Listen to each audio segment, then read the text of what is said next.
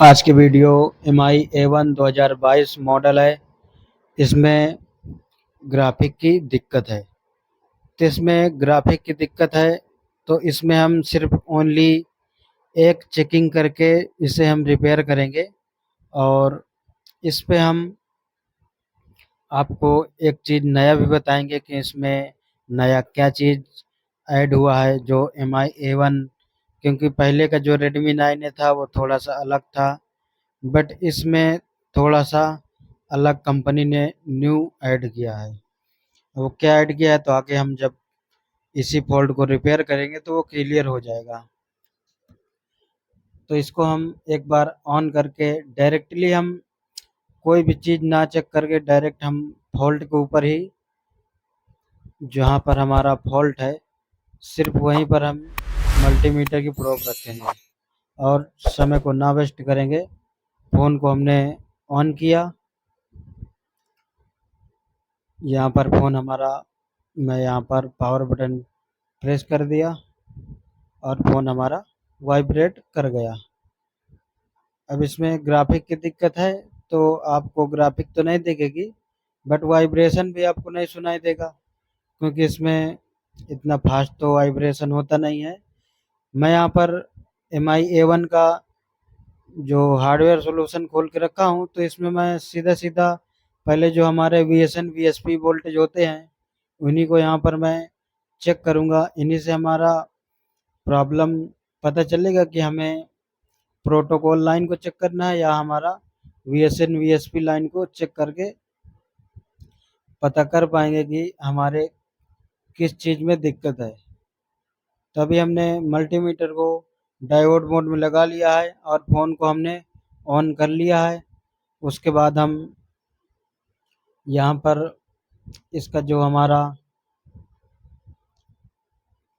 LCD पत्ता है, LCD पत्ता को हम रिमूव करके सीधा डायरेक्टली हम वोल्टेज चेक करेंगे। यहाँ पर मैं अभी एक प्रोब पर लगा दिया जिसमें हमारा VSN 5.29 वोल्टेज बन रहा है और हमारा VSP में 2.1 वोल्टेज बन रहा है। तो हमारा VSP में 2.122 वोल्टेज बन रहा है और हमारा VSN में 5.9 वोल्टेज बन रहा है। तो इससे हमें पता चल गया कि हमारा जो दिक्कत है वो VSN VSP लाइन में जो हमारा VSP का वोल्टेज नहीं बन रहा उसी में दिक्कत है। तो चलिए कोई नहीं, हम डायरेक्ट क्या करते हैं, जो इसकी VSN VSP IC की होती है, जो हमारी VSN VSP जो वोल्टेज जनरेट करती है, तो हम डायरेक्ट उसी IC के पास चले जाएंगे। ये डिस्प्ले जैक के ऊपर लगी है और हम इसे ओपन करते हैं, आपको दिखाते हैं कि इसमें नया क्या है, क्योंकि कंपनी कुछ न कुछ हमेशा अपडेट करती रहती है। अब ये फंडा बिल्कुल सेम 9A की तरह है, बट इसमें थोड़ी सी आईसीओ की लोकेशन चेंज है और इसका बोर्ड भी बहुत हल्का है। जैसे हम इसकी शील्ड, जैसे 9A हो गया और पोको C51 हो गया, पोको C55 हो गया और हमारा MI A1 हो गया और हमारा और भी दो तीन चार ऐसे मॉडल कंपनी ने लॉन्च किया है। तो पहले जो 9A का बोर्ड रहा करता था वो बोर्ड थोड़ा सा अच्छा रहता था, बट ये बोर्ड जो है बहुत ही हल्का है। जैसे अभी देखना, मैं यहाँ पर कटर से शील्ड थोड़ी सी रिमूव करूँगा, अभी यहाँ के जो लेयर है ग्राउंड वाली वो भी साथ में निकल जाएगी। मैं बहुत हल्के हाथ से निकाल रहा हूँ, मैं सोच रहा हूँ कि ये लेयर ना निकले। देखना, ये लेयर 100% निकल जाएगी, क्योंकि ये बहुत ही हल्का बोर्ड होता है जो कंपनी ने ये MI A1 2022 मॉडल बनाया है। तो ठीक है, हम शील्ड को धीरे धीरे से करके कट कर लेते हैं। देखो शील्ड कट किया, फिर भी हमारा जो ग्राउंड का लेयर वो हट गया है। ठीक है, सावधानी से आप सभी को निकालना है, क्योंकि ध्यान देना है कि आपको इसमें जो हमारी सप्लाई की लाइनें हैं वो ना कटे, वो आपको इन सभी चीज़ों को ध्यान देना है। मैं यहाँ पर इसकी शील्ड को रिमूव कर लिया हूँ और इसमें जो नया है तो इसमें जो हमारा पहले ग्राफिक आईसी थी उसमें LUB लिखा रहता था और एक SM5109 करके आती थी, लेकिन इसमें तो हमारा एक नया ही नाम दे रखा है। इसमें क्या लिखा है, एक मिनट, LUM। अब ये LUM नया नाम से दे दिया, बाकी जो पहले के LUB आती थी सर्किट सेम है, फंडा सेम है, सब कुछ सेम है, बस नाम इन्होंने चेंज कर दिया है। तो चलिए हम आईसी को रिव्यू करते हैं और एक चीज हम इसमें ये करके देखेंगे कि हमारी जो आईसी है LUM, इसमें हम LUM की जगह हम LUB लगा के देखेंगे कि चलती कि नहीं। अगर चल गई तो सर्किट सेम होगी, तो ठीक है, मैं ग्राफिक आईसी को रिवॉल्व करके, या रिवॉल्व नहीं करूंगा, इसको मैं चेंज करता हूँ डायरेक्ट।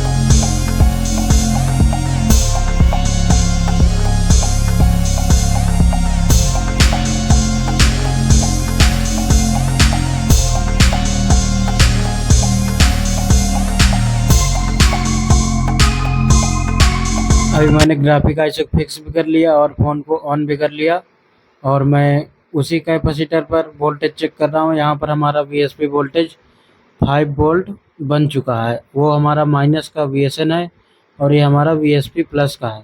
अब यहाँ पर आप देख रहे होंगे ये कैपेसिटर क्यों उखड़ा है।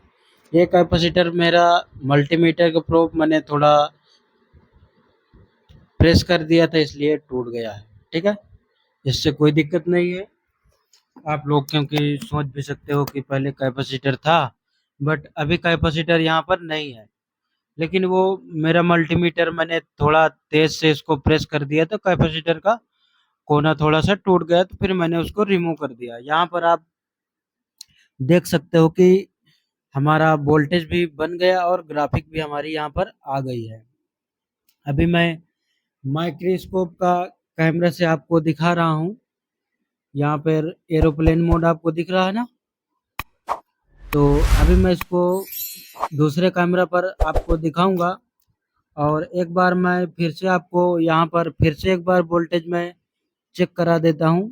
कहाँ पर? डायरेक्ट डिस्प्ले जैक पर, क्योंकि उस बार मैंने डिस्प्ले जैक पर ही चेक किया था, इसी पर चेक किया था। और यहाँ पर हमारा इसमें हमारा 5 वोल्ट बन चुका है। ठीक है, और पहले हमारा 2 वोल्ट बन रहा था। यहाँ पर आप देख पा रहे हैं कि फ़ोन कम्प्लीटली ऑन हो रहा है। जो हमारा ग्राफिक का प्रॉब्लम था वो सॉल्व हो चुका है। तो दोस्तों, इसमें जो LUMIC न्यू मिली हमें, तो हमने LUB लगा दी है, तो इससे कोई दिक्कत नहीं। जिनको LUB IC के बारे में सर्किट का नॉलेज है तो LUM से कोई दिक्कत नहीं है, तो उसका फंडा सेम है। तो मैंने इसमें ग्राफिक आईसी चेंज किया और इसको वन शॉट में रिपेयर किया। तो चलिए दोस्तों, अगर वीडियो अच्छा लगे तो लाइक शेयर सब्सक्राइब करें।